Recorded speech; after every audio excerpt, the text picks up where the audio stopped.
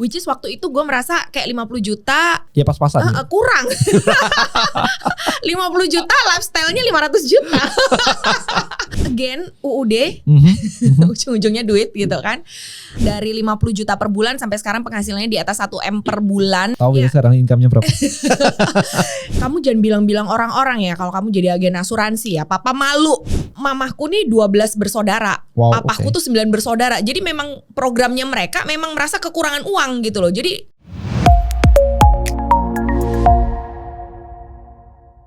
Guys, welcome ya di podcast terbaru saya, Peak Performance. Nah, ini sebenarnya idenya cukup menarik sih. Kita selalu melihat banyak sekali orang-orang yang hebat di luar sana di YouTube. Ketika di interview itu selalu ngomongnya adalah ya kita mesti kerja keras, kita mesti disiplin dan sebagainya. Nah, saya tuh penasaran sebenarnya apa sih yang ada di balik mindset mereka, di balik belief mereka. Kok orang-orang ini bisa bertransformasi dari nol sampai menjadi hari ini. Nah, di Peak Performance ini adalah podcast perdana saya sebenarnya. Jadi podcast ini kita akan ngebahas, nge-breakdown, ngegali detail-detail orang yang sukses itu mindsetnya seperti apa, beliefnya seperti apa. Dan hari ini kita kedatangan tamu yang luar biasa, Ci April. Welcome Ci April. Hai. Thank you so much udah datang. Ya, jadi teman-teman buat yang belum tahu, Ci April tuh backgroundnya dulu kepala sekolah.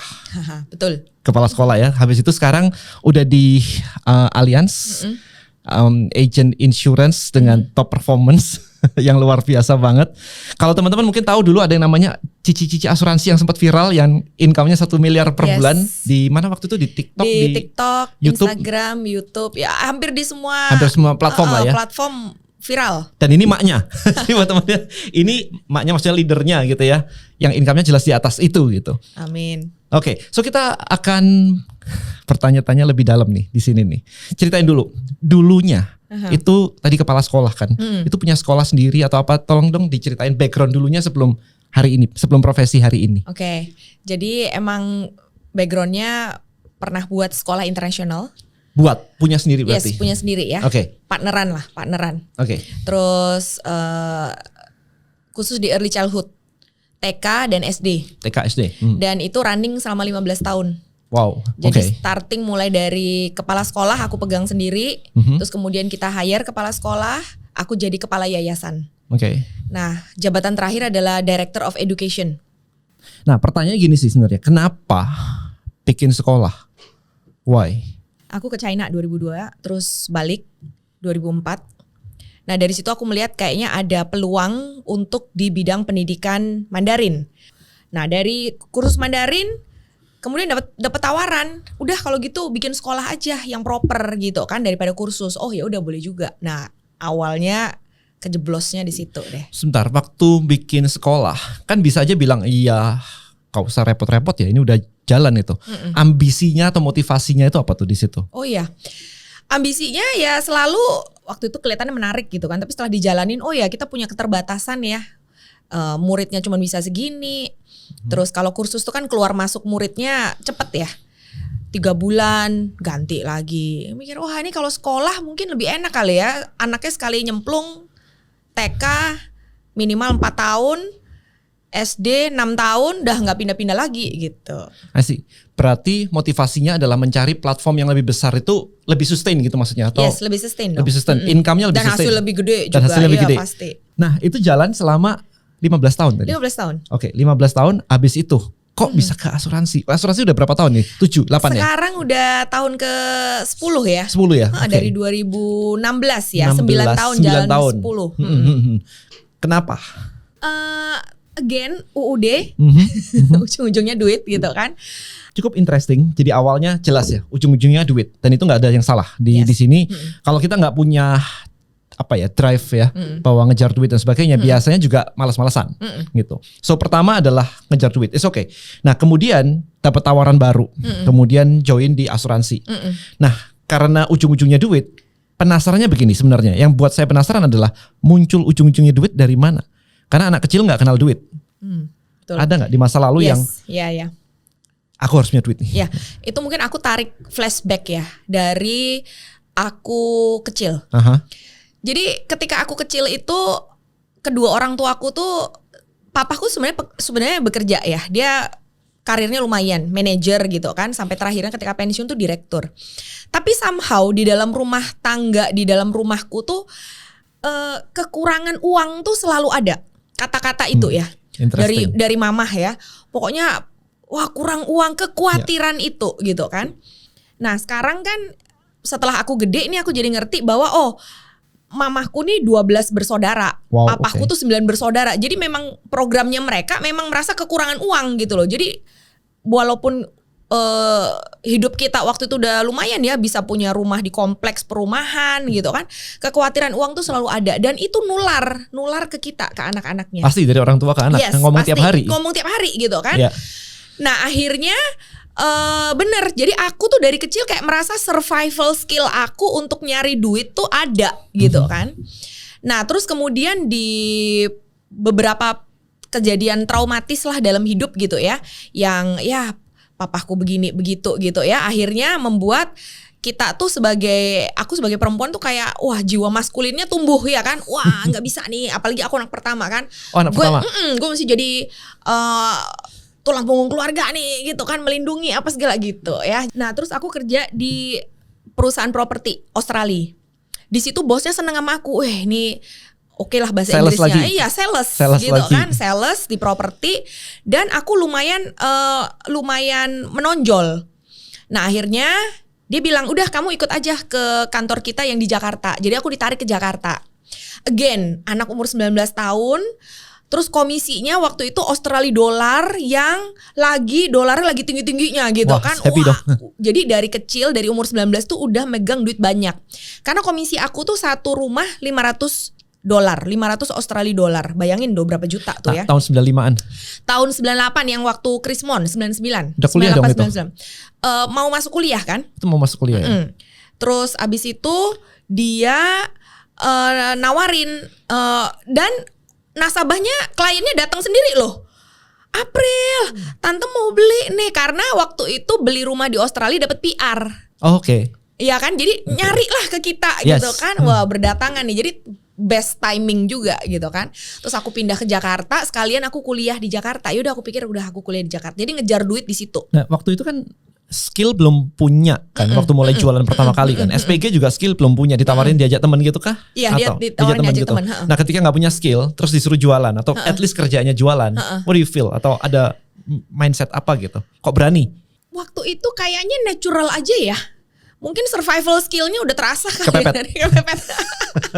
Berarti teman-teman masih kepepet dulu ya. Jadi aku ngerasa kayak udah aku nerangin aja gitu loh ya kan. Terus ketika kayak orangnya udah mau tertarik kan pasti nih ada marketingnya dong. Ini nih kayaknya mau nih klien aku gitu kan. Income berapa yang di-expect kok sampai mau pindah? Ini 15 tahun loh. Yes, banyak orang bilang 15 tahun tuh urusannya bukan cuma itu. Urusannya this is my baby. Udah invest, udah 15 tahun. Investnya gak cuma duit, tenaga, waktu, semuanya kan diinvest sampai bangunan. Kok mau ditutup kan ya? Iya, jadi kayak berapa, mau ke berapa nih? Kok sampai rela? So, waktu pertama kali terjun ke dunia asuransi itu pastilah nggak mengharapkan income yang wow gitu ya. Tapi iming-imingnya kan ada? Iya, iming-imingnya ada nih di pitching 1 miliar per bulan gitu kan. Dan pitchingnya, tapi aku sendiri gini, gue sendiri belum pernah ngelihat nih ada orang yang income 1 miliar per bulan. Mungkin ada, tapi aku nggak pernah kenal. Nggak kenal gitu kan. Jadi for me, kata-kata income 1 miliar per bulan tuh foreign banget gitu kan. Udahlah gak usah mengharapkan segitu. Waktu itu karena aku nasabah. Pakai sendiri. Jadi aku cuma gini, udah deh kalau biaya asuransi aku yang buat aku spending buat keluargaku ini ketutup setengahnya aja dari komisi. Udah kamsyah, happy gitu ceritanya ya. Itu jadi ya motivasinya itu dulu gitu kan. Terus habis itu kita jalanin ya. Jalan. Tapi dari berapanya tadi itu lompatnya gede nggak? Jadi aku ambil gaji terakhir selama 15 tahun tuh gaji terakhir aku cuma 50 juta per bulan. Oke. Which is waktu itu gue merasa kayak 50 juta mepet. Iya. Ya pas-pasan. Kurang. 50 juta lifestyle-nya 500 juta. Tekor-tekornya gitu. Tapi ya anyway, terus kemudian coba bisnis asuransi. Income itu 50 juta itu dalam 1,5 tahun aku dapetin di dunia asuransi. Per month. Oke. Dan 1,5 tahun. Itu aku cuman kasih effort di asuransi itu aku cuman kasih effort 30%. Nah, ketika 1,5 tahun itu ngapain aja? Maksudnya apakah your network itu memang sepowerful itu bisa dapetin segitu? Nah, ini kalau aku boleh back to 2015, 2016 ya. Yes. Aku nggak akan mengulangi kesalahan yang sama. Apa tuh? Karena ketika aku pindah ke dunia asuransi, aku tuh sok prinsipilnya ngomong gini, apa kata dunia ya kalau si kepala sekolah ini Jualan asuransi gitu nah. kan. Jadi gue tidak akan menyentuh orang tua murid aku. Oke. Ya kan? Sok gaya padahal banget banyak gitu. ya, Padahal banyak lagi murid gue 350, papa mamanya berapa, anaknya kan punya 3, punya 4 gitu kan di sekolah aku. Jadi aku bertekad oke deh, aku akan mencari di Start luar from itu. zero gitu lah. Gaya banget kan. Nah terus kemudian setelah gue tersadar gitu kan, gue balik lagi. Miss, udah beli barusan. Tahun lalu beli. Oh my god gitu kan. Ternyata ngapain juga gue mikir kayak begitu gitu. Kalau jualan mah jualan aja gitu. Jadi kadang-kadang tuh dalam sales kan so many mind block itu loh yang bikin kita tuh. Yes. Nah kalau ngomongin tentang transisi tadi, apakah keluarga oke? Kan dengar-dengar mama juga bilang kamu kurang duit ya. Mamaku nangis, Bo. Makanya anaknya jadi sales kan. Iya. Jadi ketika aku jual sahamku itu gitu kan, terus aku tutup sekolah kan, itu 2018. Setelah di asuransi aku lumayan settle. Bukan settle tapi lumayan udah jalan dan udah tahu kan, ilmunya udah tahu, bagaimana jalaninnya, aku udah kebayang sistemnya gimana gitu kan. Terus karena di sekolah tuh gini, Den, kan kita kalau mau ambil keputusan tutup harus mesti di Juni. Karena itu adalah masuk terima rapotnya kan, tutup sekolah itu. Kalau aku pertahanin lagi setahun, berarti aku mesti pertahanin setahun sampai tahun depannya. Kan nggak bisa kita tutup di tengah-tengah. Jadi ketika itu dihadapin pada keputusan berat, udah nih kalau gue nggak tutup tahun ini, mesti tahun depan. Ya udah langsung oke deh, tutup, jual aja gitu kan. Udah berapapun yang saham aku dihargain, dan tentu aja posisi kayak begitu dihargain kepepet gitu kan, udah pasti ditekan-tekan abis gitu kan. Ya udah, jadi aku udah oke lah, close the chapter. Aku konsentrasi di sini. Nah, orang tua kan, aku kan terbiasa mandiri ya. Jadi maksudnya nggak sampai cerita sedetail-detailnya ke orang tua gitu. Jadi mamaku sampai nangis. Aduh, kamu kurang duit. Apa yang terjadi gitu kan? Apakah kamu sampai segitu miskinnya sekarang gitu?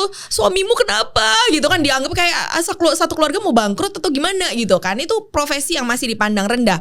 Papaku juga gini, kamu jangan bilang-bilang orang-orang ya kalau kamu jadi agen asuransi ya. Papa malu gitu. Karena dianggapnya apa di kepala mereka? Kan stigma mereka gitu, bahwa agen asuransi itu pasti, nggak tahu loh, gue juga bingung ya stigma orang tuh. Padahal kan kalau kayak aku ketika kenal bisnis asuransi, stigma aku tuh netral loh. Nah, berarti kan mungkin mereka memiliki apa? Trauma khusus gitu? Trauma omongan khusus orang kali ya, bahwa agen asuransi itu pasti ngemis-ngemis orang gitu kan. Dong, ya. Terus ada yang bilang begini, kata agen asuransi itu tanda tangannya di puser. Gue bilang, puser siapa? Sini kasih gue pusernya. Aneh-aneh gitu kan. Dan itu sampai saat ini nih, aku udah tahun ke-10 ya, nggak ada yang terbukti sama sekali gitu loh. Jadi itu ketakutan itu tuh nggak ada, cuma ada di otak mereka aja gitu. Dan at the end, papa mamaku sekarang kan sudah menikmati sendiri asuransi ya, karena mamaku udah pasang ring 2, kebayar lah berapa ratus juta, dapat santunan. Papaku juga pasang ring jantung, malah rumah sakitnya gratis, malah dapat duit lagi nih loh Pak, dapat duit nih, bisa beli mobil kita gitu kan. Nah setelah itu mereka berdua langsung ada yang bisa dipasang lagi gak? Langsung ya kan. Bu April kita berharap Bu April menjadi nomor 1 di Indonesia. Marilah berasuransi begitu. Orang tua support gitu. Sekarang. Tapi waktu itu keluarga atau apapun yang lain gitu sama, relatif gitu juga sama. Jadi kayak iya, pasti. Ya, pressure. Cuman karena aku tuh tipe orang yang udah mandiri dari kecil, jadi aku tuh nggak gampang di pressure orang lain. So berarti kalau ngomongin kayak begini, your decision itu datang dari internal. Eksternal bodo amat. Karena banyak orang yang terlalu bukan benar atau salah, tetapi kadang-kadang kita decisionnya dari eksternal, dan kebetulan eksternalnya jelek-jelek, sehingga akhirnya mempengaruhi dia dan dia nggak action. Setuju. Nah, kalau Ci April berarti Aku majority dari internal. 99% internal kayaknya. Dengerin orang lain dikit aja. Ya karena itu tadi kan trauma masa lalu gitu kan membentuk Iya. nge-shape aku sekarang gitu. Dan juga tuh hubungan antara keluarga kita tuh bukan yang tipe-tipe yang kayak ngumpul gimana gitu. Jadi majority condition is orang. So buat teman-teman di sini, make sure di Peak Performance ini kita membedah semuanya yang terjadi masa lalunya, kemudian struggle-nya, kemudian di masa depan atau hari ini itu seperti apa. So jangan dijudge apapun. Ya, jadi di sini kita belajar untuk tidak ngejudge karena apapun itu yang membentuk hari ini. Ya, yang membentuk hari ini adalah masa lalu itu. Kalau kita bilang semuanya clean mungkin nggak ada hari ini. Betul. Gitu. Karena cerita orang kan beda-beda ya. Pasti semuanya akan beda-beda. Gitu sih. Oke, nah habis itu udah masuk nih struggle di situ. Kemudian sampai sekarang tadi berapa? 9 tahun ya? 9 tahun. Udah sukses kayak begini nih. Ya definisi sukses tuh Yeah. not bad lah ya.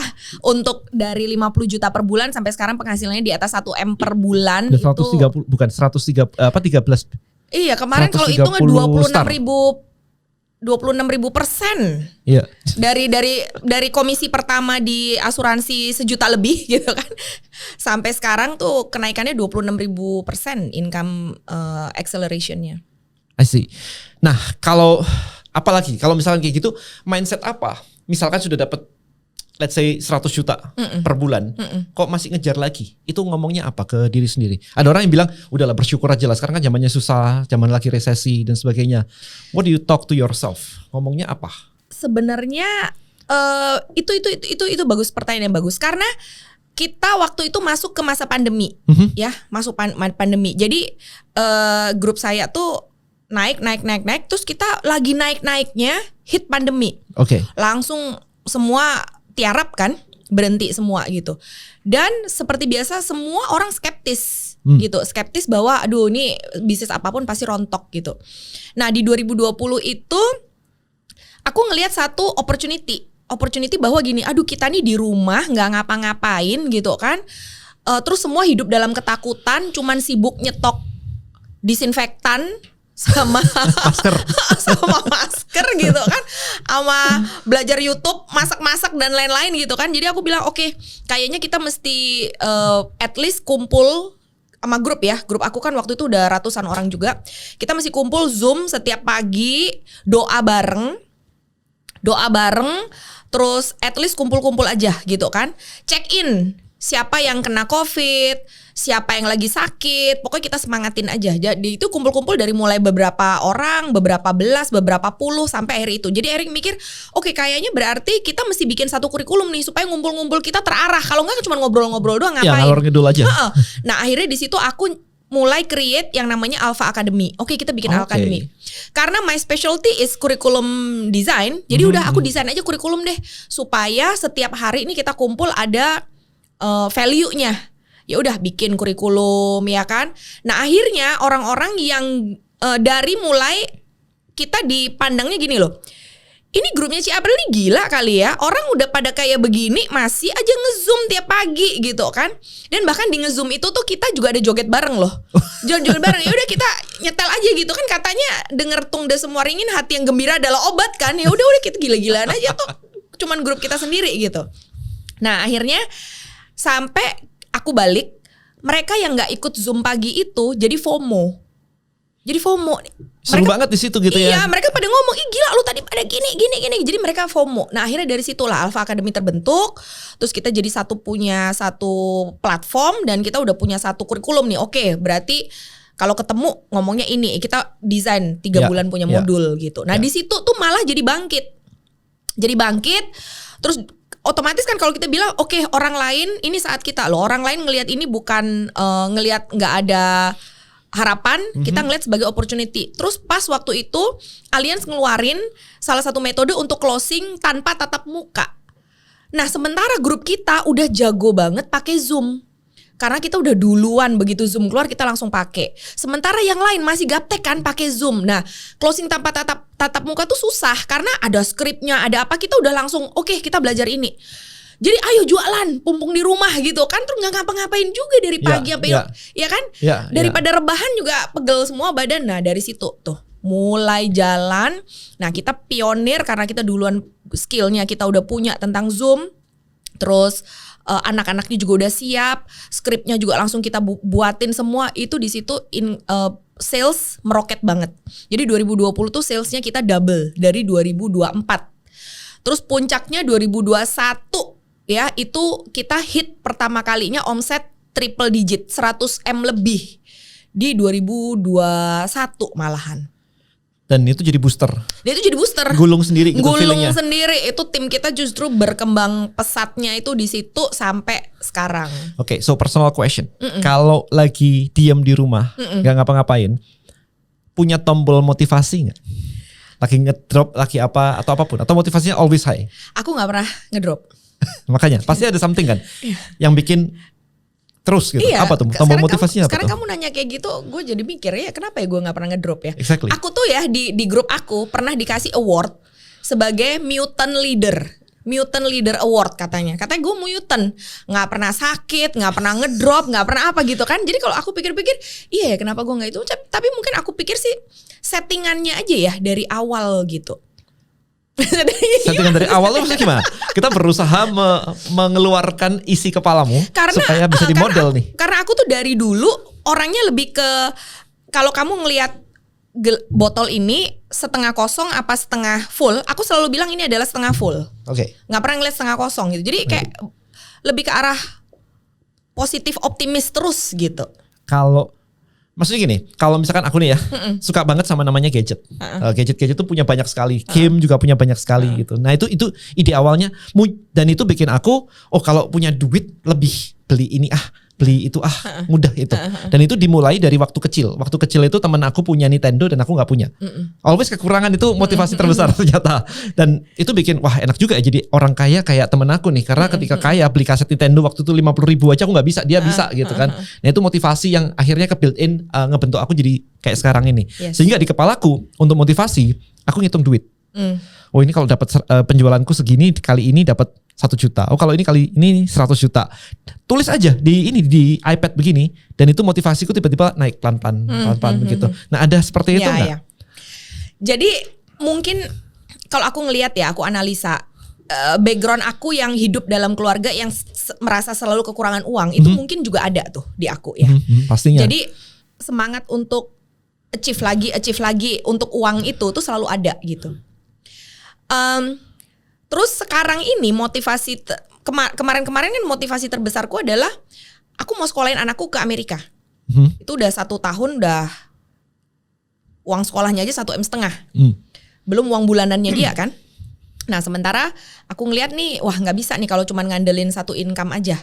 Ya itu motivasi terbesar. Terus juga aku punya prinsip bahwa pokoknya yang paling gue takutin di atau gue hindarin ya di hidup ini adalah hidup susah. Oke. Mau aku tanyain. Hidup susah tuh. Ya, istilahnya kayak udah pernah kejebak di situ juga gitu kayak aduh, bayar kartu kredit minimal terus gitu kan. Kartu kreditnya max terus tapi bayarnya minimal gitu kan. Terus pernah juga lagi belanja kartu kreditnya decline kayak gitu-gitu tuh kayak dikejar debt collector enggak ya? Nggak pernah ngutang. Oke. Iya telat kartu kredit lah ya, telat kartu kredit tuh bayar minimal gitu. Dan aku tuh paling takut utang. Oke. Takut utang dalam arti aku tuh paling nggak bisa ditagih orang. Makanya ini aku punya project properti yang kedua ini. Aku bilang kalau nagih jangan ke aku. Karena kalau aku hatiku lemah nih kalau ditagih, pasti gue bayar gitu kan. Nggak bisa, ini kan kalau kayak gini boncos lah cash flow. Jadi aku udah tahu semua penagihan harus sama orang yang teguh hatinya. Oke, so pertanyaannya adalah apa arti ditagih uang menurut dirimu? Aku ngerasa kasihan. Aku ngerasa kasihan. Sebentar, kalau misalkan tadi utang kartu kredit gitu kan kalau utang kartu kredit nggak takut. Oke. Tapi ditagih kan nggak mau ngutang nih ceritanya. Tapi kalau utangnya kartu kredit kan ngutang tuh dan nggak mau kan tadi kan. Karena kalau misalkan ngutang tetap akan ditagih kan. Iya. Nah, kalau utang kartu kredit aku merasa kayak masih dalam batas kontrolku dan itu kan perusahaan gede kan. Ini kita bicara kayak tagihan dari vendor. apalagi kalau vendor tuh I udah know, ini kayaknya yeah. gue ngomong ke sini vendor-vendor gue langsung pada nagih, udah tahu ya. Telepon ke Ci April aja gitu. Jadi kalau ditagih tuh apalagi mereka udah bilang, Ci tolongin lah, ini aku kan mesti bayar tukang, lalala gitu tuh, kayak hati gue kayak lumer aja gitu. Ya oke ya, nanti aku usahain ya. Nah tapi kalau yang tadi pertanyaannya adalah apa arti hutang itu sendiri gitu? Kenapa nggak mau kan menghindari di awal? Bukannya vendor nih, vendor kan tetap ini. Tapi yang utang itu sendiri buat pribadi. Karena banyak orang yang daripada ada duit loh, ada orang yang punya ada duit loh, tapi ngapain ya? Gue simpen aja, ngutang aja, ada yang begitu. Sebenarnya sekarang setelah aku dapat ilmunya aku begitu. Jadi kayak Project Anahita ini kan semua kita juga KPR ke bank juga gitu kan. Dan aku merasa pemikiran aku adalah selama hutang itu produktif dan kita ada income untuk bayarnya, itu nggak masalah gitu. Yang masalah kan adalah ketika kita berhutang, income-nya segitu-gitu terus hutangnya tambah gede atau ya. Oke, sebelum bikin deg-degan. Iya makanya. Nah sekarang sebelum masuk ke proyek kedua tadi, dari tadi kan ngomongnya ujung-ujungnya uang. Iya. Apa makna uang buatmu?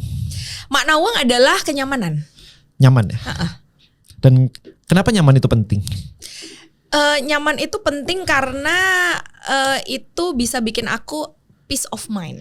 Karena banyak orang juga bilang bahwa zona nyaman itu yang tidak membuat kita berkembang. Sehingga kalau misalkan zona nyamannya ada di situ terus, apakah jadi tidak berkembang atau gimana? What is your perspective? Jadi nyamannya harus digedein. Kayak pertama kali misalnya nyaman yang pertama adalah bisa ya pergi sama anak-anak gitu ya, ke Singapura aja nyaman gitu kan. Tapi sekarang nyamannya digedein dong. Nyamannya kita mesti ke Eropa. Nyaman lagi adalah kalau naik ke Eropa naik business class. Nyaman lagi adalah kalau ke Eropa naik first class. Terus lebih nyaman lagi gitu kan kalau ke Eropa naik first class bintang 5 semua, Alphard datang menjemput gue. Mantap, gitu. Iya kan? Nah, itu semua itu sebelum tercapai itu kan muncul di kepala duluan. Iya. Diimajinasiin dong. Iya, pasti. Aku pengennya begini gitu. Dan itu berarti itu bisa memotivasi kan? Yes. Jadi bukan dia tiba-tiba motivasinya oke aja, tetapi karena setiap hari ngelakuin itu. Yes. Percaya nggak bahwa aku tuh sebenarnya dulu punya di saat kita pandemi itu kita kan nulis jurnal syukur ya. Yes. Aku punya 100 mimpi. Dan 100 mimpi itu kita dilatih untuk bermimpi. Dan itu banyak orang gak bakalan ketulis sampai 100. Rata-rata orang nulis 1, 2, 3, 4, 10 mentok. Apalagi ya gue mau apa dalam hidup ini gitu kan. Aku nulis tuh juga paling sampai 20, 25 gitu kan. Udah 40 udah aneh-aneh gitu kan. Pengen ulang tahun Lee Min Ho dateng gitu kan. Apa dong PR-nya suruh 100 gitu kan. Tapi di situ aku mulai nyadar bahwa orang tuh bermimpi nggak disuruh bayar itu aja mentok, nggak bisa 100. Iya takut gitu kayak. Dan aku ngomong lagi gitu kan, kalau uang bukan masalah dan limitasinya itu bukan waktu gitu ya, apa sih mimpi gua gitu kan. Akhirnya setelah melalui latihan baru bisa ini. Tapi tim-timku juga punya masalah itu. Nah sekarang apa yang aku tulis di mimpi aku itu semua itu rata-rata udah kejadian loh. Aku bilang aku mau beli S-Class, mobil S-Class Mercy S-Class ya, aku udah nulis S-Class gitu kan. Dia kejadian, dapet. Aku mau beli mobil sport, dapet. Terus aku waktu masuk ke S3 ini kan, aku sekarang kuliah lagi S3 kan, itu ternyata aku udah tulis gitu kan. Aku mau kuliah lagi S3, padahal waktu itu kayak gini, S2 aja baru kelar, gue mau buang, mau bakar foto buku-bukunya semua gitu kan, saking stresnya waktu itu bikin disertasi gitu kan. Tapi ternyata ya itu tersimpan di otak di otak gitu loh. Dan gak pernah kita bongkar-bongkar lagi. Setelah kejadian baru nyadar, bahwa aku tuh selalu pengen S3 gitu. Berarti penting juga ya. Kemarin kayak saya sempat ngobrol sama Marcel kan. Dia ada jurnalnya, dia ada afirmasinya semuanya. Berarti penting juga ya. Ngelakuin juga dong berarti kayak gitu kan. Itu kan scripting anyway gitu. Scripting jurnal gitu kan. Aku pengen ini gitu kan. Justru sekarang nih karena di scripting kita jadi tahu, ternyata gue tuh udah mikirin lama. Kalau gak di scripting kan kita kayak kayak deja vu aja tapi gak ada bukti. Tapi kan. Menarik ya. Tadi ngilangin takutnya tadi stepnya apa? Ngilangin takut ya. Yang tadi ngilangin takutnya tadi yang kayak mimpi aja kok takut. Ini kan enak nih, udah biasa begitu kan. Makanya kita gali. Tapi hopefully harapannya begini. Banyak orang di luar sana itu bahkan nggak tahu cara ngilangin takutnya. Sehingga kalau kita bisa bongkar nih isi kepalamu nih, gimana tuh caranya? Rata-rata gini sih, aku memaksakan diri untuk menulis 100. sekonyol apapun itu. Beli private jet, beli island, ya kan namanya suruh nulis 100 ya kan. Nah tapi sebenarnya mimpi kita yang paling utama itu paling di 10 teratas. Oke. Nah begitu kita udah ngerasa sesuai income naik, terus kondisi kehidupan mulai naik, itu tuh logika kita mulai terurai kan, bahwa ternyata gue bisa loh gitu kan. Kemarin cuman pengen beli villa di Bali, ternyata gue jadi punya hotel dong di Bali gitu kan. Ya. Berarti kan aku jadi mikir, wah nextnya kalau gue beli island mungkin aja ya kan. Jadi gitu. Iya, karena menariknya adalah belief adalah sebuah ide yang terkonfirmasi beberapa kali. Nah, itu jadi belief. Yes. Makanya begitu muncul beliefnya naik. Yes, begitu muncul betul. beliefnya naik Yes. lagi gitu kan. Waktu dulu kan mikir apaan nih punya hotel di Bali gitu kan. Waktu aku mau beli Mercy S-Class itu harganya 2,8 M. Mobil aku Mercy E200 kompresor yang zaman dulu banget, yang udah tua gitu, 15 tahun gitu kan. Dia tuh sampai mikir gini, gimana caranya ya? Tapi ya udahlah, namanya mimpi gratis kok, lakukan aja gitu loh. Dan ketika kejadian itu kayak ngerasa, iya ya, memang kita tuh makin memperbesar koridor gitu. Oke, nah sekarang ceritain tadi. Ya, Ci April by the way ini udah sukses banget di asuransi, duitnya udah kebanyakan sampai sekarang ini lagi ngebangun hotel di Bali. More to come. Anahita. Ceritain dong proyeknya. Yes, jadi kan aku mikir gini ya, aku belajar dari kelasnya Tony Robbins. Okay. Aku ikut business mastery-nya dia. Dia bilang, there's a difference between earning the money and keeping the money. Yes. Investing the money. Yes. Ya kan? Nah, aku ngeliat tuh banyak agen asuransi itu they can only Earn the money, but not keeping. Apalagi menggandakan gitu, invest kan. Dan aku ngelihat mereka rata-rata ya belinya beli properti gini-gini. Tapi kalau ilmunya Robert Kiyosaki kan tahu kan bahwa rumah, apartemen itu liabilities gitu. Yeah. Sesuatu yang duit lu keluar, nggak ada duit masuk, itu kan liabilities gitu. Yeah. So dari situ aku juga maksudnya mikir gitu, oke, sampai kapan aku akan di dunia asuransi? Kan kita juga nggak tahu ya. Jadi aku mau diversifikasi dan aku mau melipat gandakan itu gitu. So aku mulai beralih ke properti. Oke. Aku beli ke properti di Bali, terus aku buat sekarang konsepnya kan hotel, jadi namanya Anahita Wellness Resort and Hotel.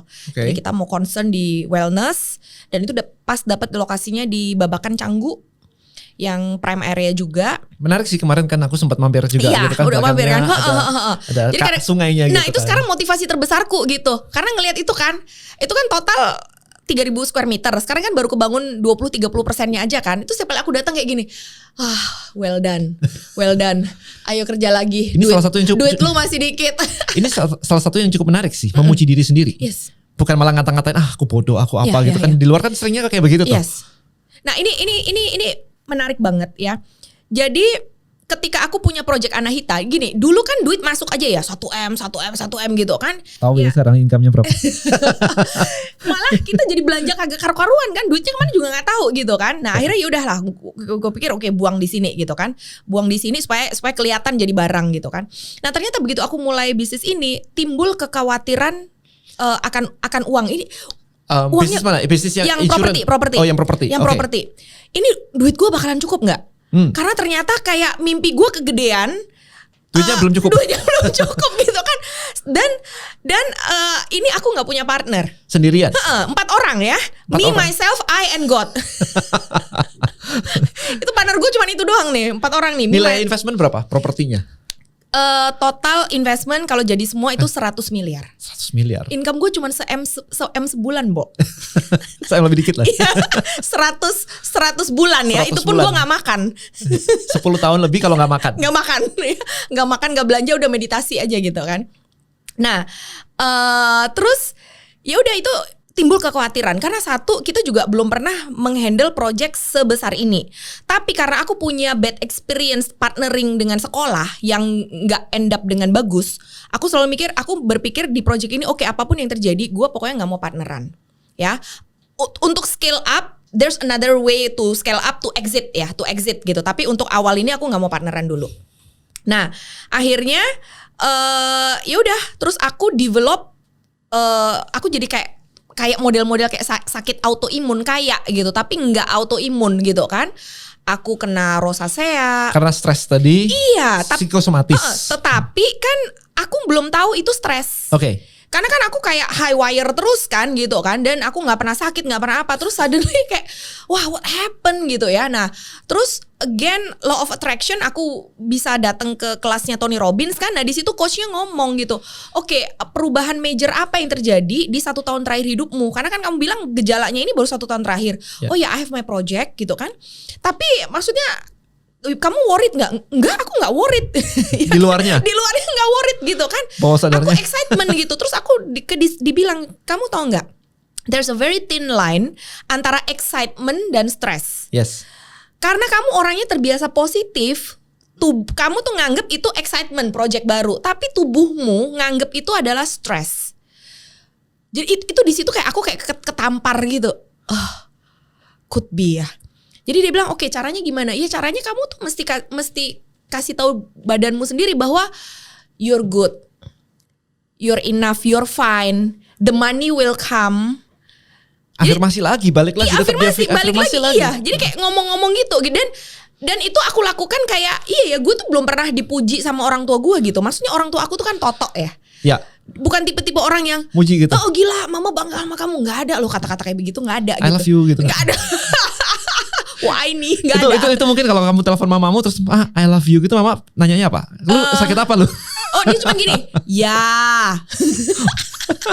ya gitu kan. Jadi ya, aku rasa ya oke, nggak ada lagi nggak ada lagi mencintai diriku seperti aku gitu loh. Jadi ya udah, tiap kali aku ngelihat Anahita itu aku tepok-tepok diri sendiri, gila. I cannot believe dari seorang gadis kecil di Surabaya kamu bisa kayak begini dan still many to come gitu kan. Tapi ya di situ kan lumayan ya kalau di breakdown ya. Berarti kan tadi ada self acceptance dengan menerima kondisi yang memang struggle begitu. Kemudian terakhirnya takjub ke diri sendiri gitu. Yes. Dan itu nge-build confidence. Takjub itu mungkin lebih kayak ke apa ya, memberi acknowledgement pada dirimu gitu. Karena sometimes itu kan kita juga kalau nggak dikasih acknowledgement, kita juga ngerasa kayak nggak ada endingnya gitu kan. Kayak ngejar terus gitu. Jadi sense of fulfillmentnya tuh mesti aku ingetin, aku mesti remind ke diri aku sendiri bahwa look, you've come so far, you've come this far. Agak beda antara itu untuk menenangkan, tetapi yang satunya tadi itu adalah, wih aku keren juga ya ternyata ya. Gitu kan. Dan itu nge-boost confidence kan. Yes, betul. Karena to be honest ya, aku bilang sekian banyak agen asuransi pemain baru ya, aku termasuk newbie kan. Mungkin yang lain-lain masuk ke properti ada, mereka udah belasan tahun, puluhan tahun, but aku ini baru 9 tahun udah berani ke sini gitu kan, dan kayak taking another challenge gitu loh. Dan sementara itu aku nggak fail loh di personal salesku sekarang nih di tahun ini. Aku tuh udah hampir hit 3 miliar baru 3 bulan personal sales, belum grup ya. Dan aku jadi top unit nasional sampai saat ini, bertengger di seluruh Allianz Indonesia untuk top unit sama top personal sales. Masih recruiting kan tapi? Masih recruiting. Kalau ada yang mau join boleh ya? Oh ya, silakan. Tinggal di follow ya, nanti aku taruh di bawah teman-teman link ininya, bio-nya. Yes. Terus kalau si Anahita tadi terima investment atau beli jual putus atau gimana tuh? Kalau itu leasehold. Jadi kita ada yang interest gitu? Iya. Mereka sewa ke kita, sewa 20 tahun. Oke. Sewa 20 tahun, kita yang running. Di guarantee. Yes, guaranteed ROI 2 tahun pertama. Berapa persen? 8%. 8% guaranteed, lumayan. yes. 2 tahun pertama. Lebih tinggi dari bank. Dari bank dong. Tanpa kehasilan kamu ini. Terus mereka juga bisa punya hak tinggal kan? Hak tinggal di situ 30 hari. Oke. So guarantee-nya 2 tahun. Garanti 2 tahun. After that ngikutin market floating. Tapi terus kan kita tahu market Canggu kan demand-nya selalu tinggi ya. Dan habis itu setelah 5 years ada apa kemarin itu setelah 10 years. Oh, 10 years kita ada buyback guarantee, buyback option. Jadi katakanlah mereka udah 10 tahun udah nikmatin ya, tahun pertama, tahun kedua dapet income gitu kan, bosen deh. Aku mau balikin ganti aja. Udah jual aja ke kita 100% dari harga yang beli, dikurangin pajak ya. Dikurangin pajak. pajaknya masih lebih kecil daripada income-nya. Iya dong, kan Udah cuan lah. tiap tahun udah cuan dong. Iya. Balikin ke kita di harga beli tiap tahun dia udah 10 tahun dia udah nikmatin. Interesting. Oke, buat yang mau langsung kontak aja, langsung. Oke, sekarang itu kan jualan semua ya. I mean, Yeah. dari awal jualan gitu ya. Kenapa you love it so much jualan? I think it's in my DNA. Apa menariknya sih? Apa menariknya jualan itu? Prosesnya kah?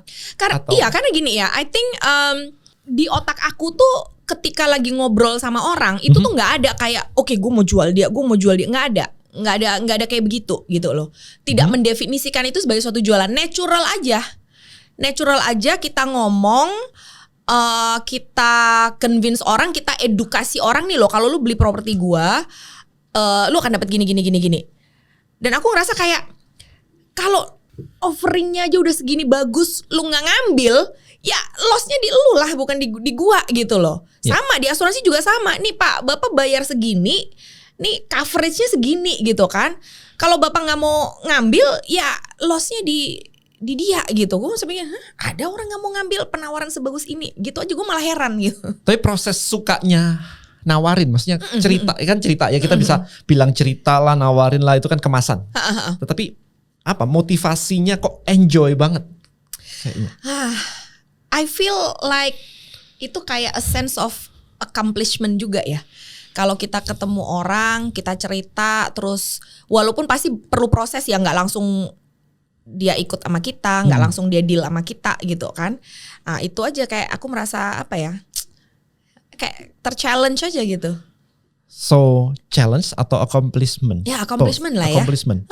Apa makna dari accomplishment for you I think personally? that's how I define success ya. So every day kalau aku berhasil ngedilin satu atau minimal bikin orang itu mempertimbangkan aku dalam optionnya, gue merasa itu kayak udah sukses hari itu buat gue.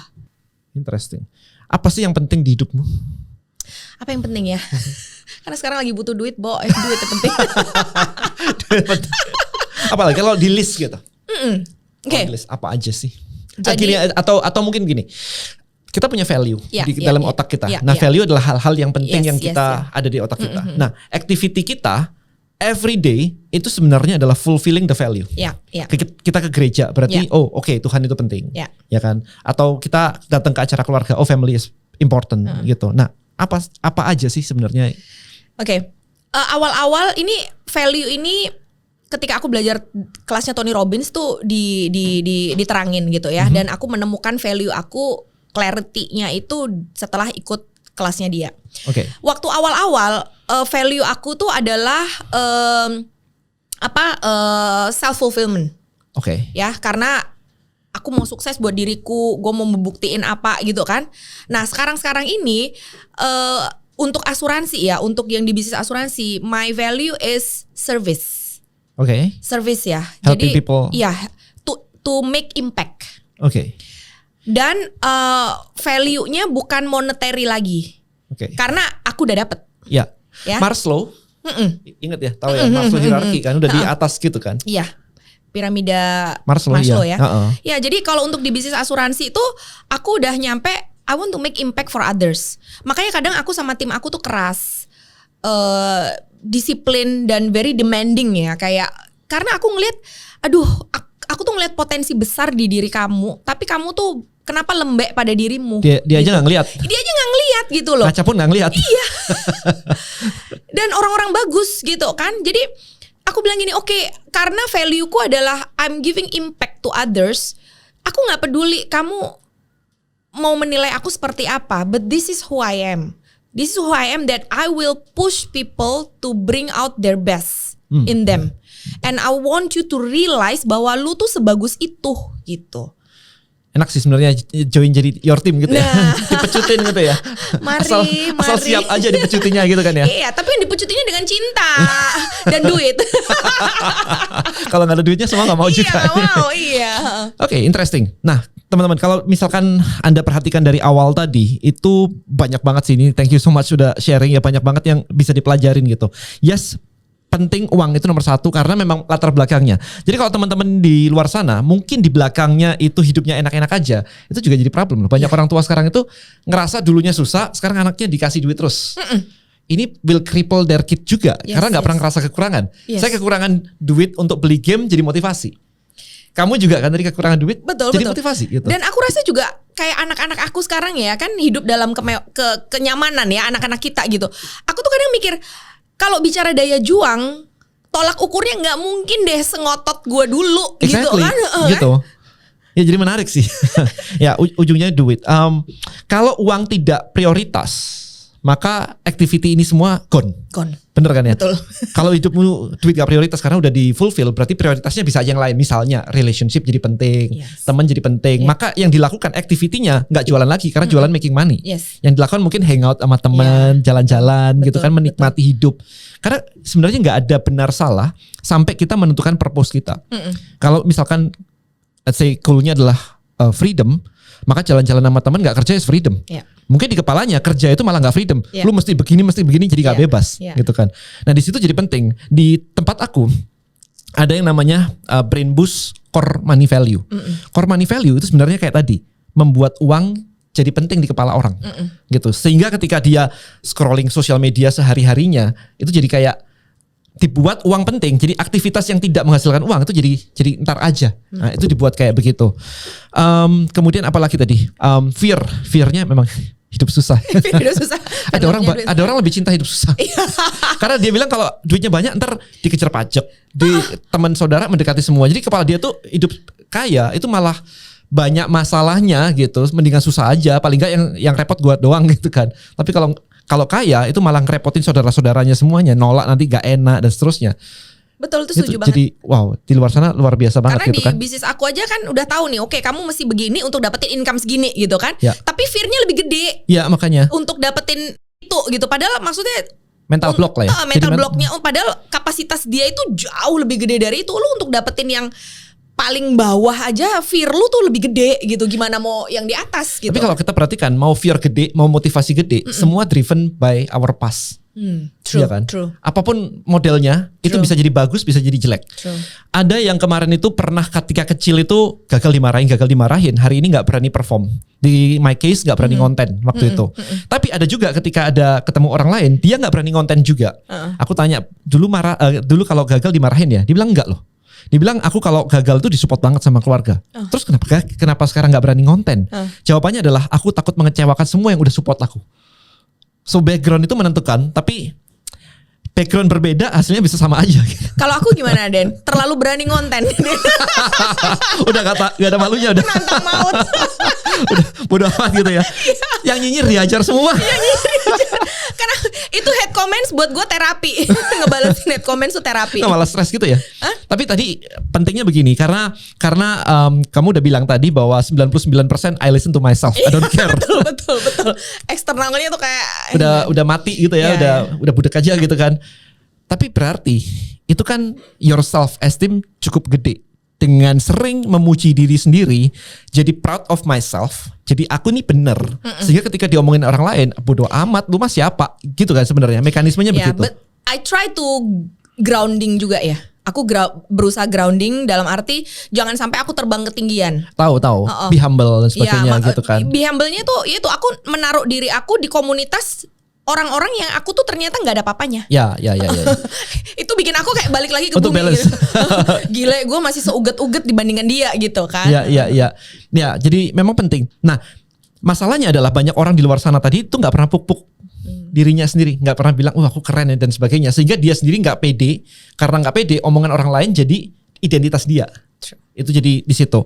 Nah, ini ceritain dikit lagi dong tentang, kan kamu juga sudah pakai Brain Boost ya buat timmu ya. Brain Boost by the way teman-teman adalah sebuah program audio afirmasi untuk memprogram bawah sadar.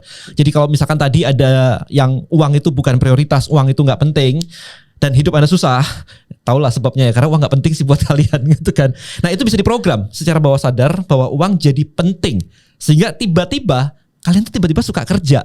Jadi itu jadi seru gitu kalau misalkan kita bisa memprogram. Hidup tuh jadi effortless. Kemarin aku sempat sebelum pertanyaanku tadi ya. Kemarin tuh aku sempat bikin quote atau statement gitu ya. Yang disebut dengan effort atau usaha adalah proses otak sadar meyakinkan bawah sadar. Dan ketika bawah sadarnya yakin, itu namanya habit. Ya kan, kita meyakinkan diri untuk bangun pagi, maksa pasang wecker, itu kan effort tuh. Yeah. Sampai kita bisa yakin dan bangun sendiri otomatis. Gitu. Nah, itu hidup yang penuh effort, ya kan. Butuh 30 hari untuk effort sampai jadi habit kan biasanya begitu kan. Nah, kenapa nggak pakai brain boost aja, didengerin, langsung di program bawah sadarnya ketika tidur, tiba-tiba udah pengen diet aja, tiba-tiba pengen kerja aja gitu kan. Oke, lanjut tadi ke pertanyaan terakhir tadi. Kemarin your team itu sudah pakai brain boost money magnet. Yes, sama dan sales juara. Buat teman-teman, money magnet itu adalah untuk memprogram bawah sadar bahwa kita itu kaya. Kita tuh cari duit gampang kok ternyata. Rekening tuh penuh dengan uang. Itu. Sales juara itu untuk memotivasi supaya kalau ditolak nggak baper, semangatnya tinggi. Ya dan seterusnya. Dan bahkan ketika kamu pakai sales juara kamu gak bisa tidur. Iya, aku gak bisa tidur. Ceritain itu gimana tuh money magnet sama sales juara jadi, tuh. pakai money magnet kan udah pasti nih langsung terlelap gitu kan. Ketika pakai Gua tidur tenang gitu, gua tidur kaya. karena relax kan. Tapi begitu pakai sales juara, otak gue mikir gitu kayak Mau follow up siapa? kayak CPU nggak bisa berhenti gitu kan. Makanya aku langsung konsul sama kamu kan. Dan ini kenapa gue nggak bisa tidur gitu kan? Ternyata program udah mentok. Jadi aku sekarang dengerin sales juara pagi hari. Ya. Pagi hari tuh kayak Semangat. semangat gitu kan. Oke. Hajar gitu ya. Hajar gitu kan. Terus itu tim kemarin ada jadi dipisahin nggak? Tim yang bisa tidur dan tim yang tidak bisa tidur? Udah aku udah kasih tahu juga ke mereka kalau kalian dengerin sales juara sebelum tidur itu oke, berarti memang tuningnya salesnya belum. Ya udah dengerin aja mau tidur gitu kan. Tapi kalau kayak aku nggak bisa tidur, mesti dengerin pagi. Jadi ada terpisah juga. Ada kok beberapa yang nggak bisa tidur juga iya, kan? dan rata-rata memang tak lihat memang mereka yang performance-nya udah bagus. Iya, memang. Yang nggak bisa tidur. Bener. Yang enggak Bu tidur aja. Oh ya udah berarti kan gue udah ketahuan. tahu. So, kayak medical check up bawah sadar gitu kan ya. Jadi menarik loh teman-teman. Kalau Anda tahu kayak begini, berarti Anda bisa mulai nge-training your sales team sebenarnya pakai itu. Kalau bisa tidur, berarti memang niat jualannya masih rendah tuh. Betul. Kan karena kita kepikiran ya, bisa mau follow up si A, mau follow up si B. Ini kayaknya di ituin gitu kan ya. Itu muncul semua gitu kan. Oke, so terakhir nih dari Ci April, ada pesan nggak buat teman-teman yang masih struggling di luar sana? Oke. Tentang uang, tentang apapun itu. Nah. Supaya bisa jadi dirimu. Kadang gini loh, kita tuh di masa lalu ya pasti banyak banget omongan-omongan orang tua yang tanpa sengaja tuh masuk. Contoh, pakai duit jangan boros-boros gitu kan. Duit ditabung. Duit tuh nggak tumbuh dari pohon tahu, nggak jatuh dari langit. Papa mama nih kerja setengah mati nyari duit gitu ya, kayak gitu-gitu. Nah kadang atau ini saya nemuin yang orang tuanya keluarganya itu sangat gerejawi atau sangat agamais ya, terhadap duit itu udah lebih menabukan ya. Dan itu program itu masuk sehingga ketika masuk ke dunia apapun, terutama kan asuransi gitu. Asuransi kan saya ngelihat sendiri gitu kan. Ketika ngelihat orang pamer Porsche biru aja di Instagram gitu kan, wah heboh dan nyinyirnya setengah mati gitu kan. Mau tapi nggak mampu. Nah, iya. Gitu kan. Padahal kita kan mesti ngelihat bahwa orang tuh kadang flexing di sosial media tuh sebenarnya kan netral. Bahasanya juga mereka kadang kan pakai, oh aku tuh bersyukur ini pencapaian kan aku. Kan nggak merendahkan mereka. Betul, kan nggak ada efeknya sama kamu. Tapi kenapa kamu kalau ngelihat pencapaian orang di sosial media bawaannya pengen nyinyir? Nah, kalau udah merasa kayak begitu, mesti self check up loh. Ini something wrong dengan program aku. Ada luka batin. Iya, ada luka batin atau trauma terhadap keuangan yang kalau diterusin nggak bakal bikin kamu kaya. Correct. Nah dari situ udah mesti langsung punya self awareness. Oke, gue mesti cari solusi. Karena ada orang yang banyak nih, ada orang gini, kenapa ya gue di percintaan gagal terus gitu kan. Terus mereka cari solusi. Nah tapi di uang kalian bisnis gagal terus tapi gak pernah cari solusi. Nah itu, jadi solusinya tadi yang paling gampang nih ya. Paling gampang sebelum kalian pergi ngikut beli seminar yang harganya juta-jutaan gitu kan. Udah paling gampang ya dengerin Brain Boost aja. Iya, bawah sadarnya diberesin dulu. Pasang audio sebelum tidur. Terus dilakukan terus 21 hari, 30 hari. Iya. itu bener dulu, udah deh kalian ikut seminar apapun langsung jitu Langsung gitu. jos gitu ya. Karena seminar tuh berarti kalau kalian mau memperbaiki itu mesti butuh puluhan seminar dulu sebelum kebuka gitu kan. Udah ngabisin duit berapa? Mestinya dibenerin dulu lah, ya kan? Nah kalau Brain Boost ini kan udah langsung shortcutnya. Udah ini kamu dari program bawah sadarnya beresin dulu. Begitu kamu ikut seminarnya, baru seminar yang lain nih baru kayak merasa teng gitu. Jadi dari akarnya aku bilang cari sumbernya, kenapa bisnis gagal terus, kenapa mau jualan takut terus, Ya. kenapa mau maju aja kayak omongan orang sekitar kita tuh penting banget. Paling gitu gampang begini sebenarnya. Datang aja ke mall, masuk ke tempat brand-brand terkenal, feelingnya enak atau Iya. minder. Iya, aku dulu gitu loh. Ya kan? Aku dulu gitu. Kayak masuk ke diajak window shopping gitu ya. Aduh ngapain nggak beli gitu kan? Iya. Tapi anakku beda nih. Anakku dia nggak beli, dia bisa masuk ngobrol sama SE-nya berjam-jam. Oh ini model apa? Oh ini gitu kan sampai tarik-tarik. Udah ayo cepetan gitu kan. Sementara aku dulu nggak berani. Dan kan kelihatan kan bahwa Itu bawah sadar padahal. bahwa sadarnya anak aku terhadap uang itu dia netral, nggak apa-apa nggak beli, dia nanya apa dia merasa dilayani apa. Kalau aku kan dulu ya merasa kayak aduh gila nggak bisa. Nah aku juga sampai sekarang masih melatih itu. Aku masih melatih itu. Aku datang ke toko-toko mahal. Kemarin di Italia aku bawa tim aku masuk ke Bulgari. Terus kita nggak tahu gimana ya, mungkin ngelihat gue padahal aku cuma pakai sneakers gitu, tapi mungkin aura kekayaan kali. Ini udah pede nih ngomongnya. Udah pede banget. Udah pede, Mantap. nggak, Udah bercanda oke. ya. Tapi aku kita tuh dibawa ke ruangan VIP, terus dikeluarin dong dia punya kalung-kalung yang dipakai Luna Maya itu loh. Kita megang sampai wow nih kalung 2M gitu kan. Ayo pegang semua. Aku juga pegang gitu kan. Wah kalung 2M gitu kan. Gitu. Jadi ya aku sendiri aku masih terus berproses dan terus begitu gitu. Melatih itu terus. Oke, kalung 2M. Oke, thank you. So teman-teman, di Brain Boost Money Magnet itu ada satu materi yang namanya Happy Spending Journal. Nah itu cukup menarik. Itu latihan untuk membuat vibrasi kita jadi kaya. Prosesnya simple sih. Latihannya hari pertama dikasih duit 1 juta, suruh spending sampai habis. Hari kedua dikali 2 juta, suruh spending sampai habis. Coba deh rasain latihan itu selama 30 hari. Kita diajak di otak itu untuk berlatih spending supaya vibrasinya abundance. Spendingnya di otak loh ya. Spendingnya di otak. Karena kalau enggak kita tuh di otak tuh pelit loh. Nanti kalau aku spending nggak ada duit lah, nggak bisa bayar inilah. Nah itu dilatih supaya vibrasi Anda aman. Nah Anda bisa ambil Brain Boost Money Magnet kalau mau itu di link di bawah. Langsung gitu aja. Alright, so thank you so much. Si April udah sharing teman-teman. Semoga mereka juga bisa belajar banyak luar biasa dari hal-hal yang diceritain tadi. Thank you so much teman-teman udah join di channel ini. Jadi keep subscribe untuk dapetin interview-interview terbaru seputar peak performance. Alright, so thank you so much and see you in the next video. Bye-bye.